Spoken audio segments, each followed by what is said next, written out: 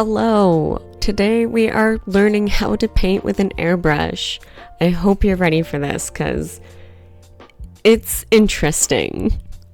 So the first thing I like to do is I like to double check that my airbrush is clean and everything is flowing through the air channels.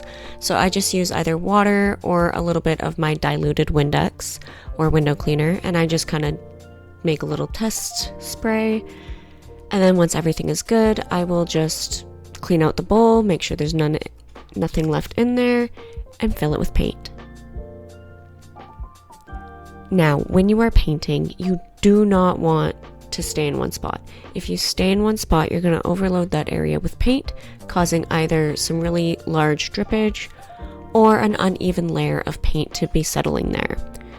You want to work in thin, even layers, going either in stripes, so back and forth, or in little round circles, just to make sure everything is coated evenly. The airbrush that I am using here is from Iwata. It is their Neo, so the Iwata Neo airbrush. I find it is a very beginner-friendly airbrush. It is a gravity fed, so the bowl is on the top and gravity does the work in pulling the paint down. Now this is a dual action airbrush, so what that means is instead of having a single action to release the air and the paint, this airbrush will, when you press the trigger down, it will release the air, and then when you pull the trigger back, it will release the paint. So that is what it means by a dual action airbrush. When you are using multiple colors in a project, before immediately switching over to the other colored paints, unless you are doing an ombre effect, what you want to do is make sure that the bowl is completely clean, as well as the reservoir and all of the inner pieces. So you just want to go through it with either water or, once again, the diluted Windex cleaner, and then you just want to put that through until it is clear and you got no color coming out of it.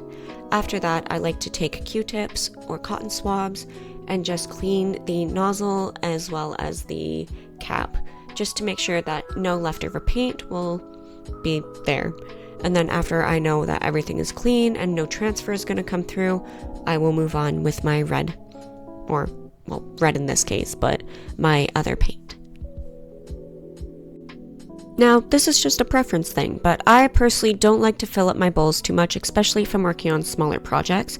I'll only put 1 to 2 drops, maybe 3, depending on the opacity of the paint, and then I will continuously fill up my reservoir from there.